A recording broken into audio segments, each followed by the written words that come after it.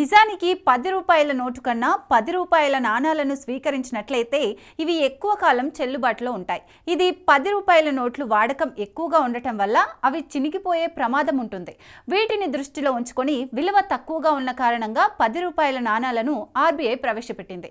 కానీ వ్యాపారులు మాత్రం 10 రూపాయల నాణాల విషయంలో అపోహలను నమ్మి కస్టమర్ల వద్ద నుంచి 10 రూపాయల కాయిన్స్ తీసుకోవడం మానేశారు. అయితే పాత కరెన్సీ రద్దు తర్వాత దాదాపు 3 ఏళ్లకు అందుబాటులోకి వచ్చింది.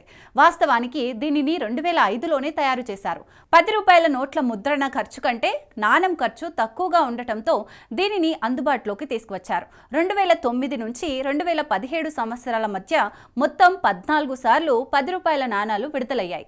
అయితే దేశంలో చాలా చోట్ల 10 రూపాయల నాణాల నిల్వలు పేరుకుపోయాయి.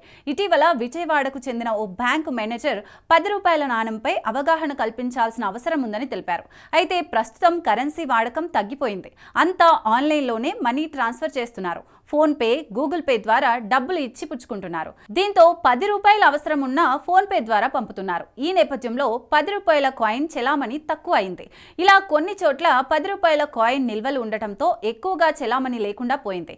ఈ క్రమంలో మార్కెట్లో ఎక్కువగా ఈ నాణం కనిపించకపోవడంతో అసలు 10 రూపాయల నాణం చెలామణిలో ఉందా లేదా అనే అనుమానాలు వ్యక్తమవుతున్నాయి. ఈ విషయాన్ని గ్రహించిన రిజర్వ్ బ్యాంక్ ఆఫ్ ఇండియా వివిధ బ్యాంకర్లతో సమావేశం నిర్వహించింది.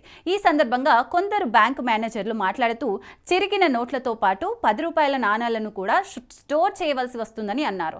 దీంతో ప్రజల్లో అవగాహన కల్పించేందుకు ప్రత్యేక కార్యక్రమాలు చేపట్టాలని చూస్తోంది. ఎవరైనా 10 రూపాయల నాణం తీసుకోను అని అంటే చర్యలు తీసుకోవాలనే విధంగా నిర్ణయాలు తీసుకున్నట్లు సమాచారం. గతంలోనూ 10 రూపాయల నాణంపై అనిశ్చితి నెలకొంది. కానీ ఆ తర్వాత 10 రూపాయల నోట్ల రాక తగ్గడంతో చాలా మంది నాణాలను ఉపయోగించారు. కానీ ఇప్పుడు మరోసారి ఇవి మార్కెట్లోకి ఎక్కువ మొత్తంలో వచ్చే అవకాశం ఉందని తెలుస్తోంది.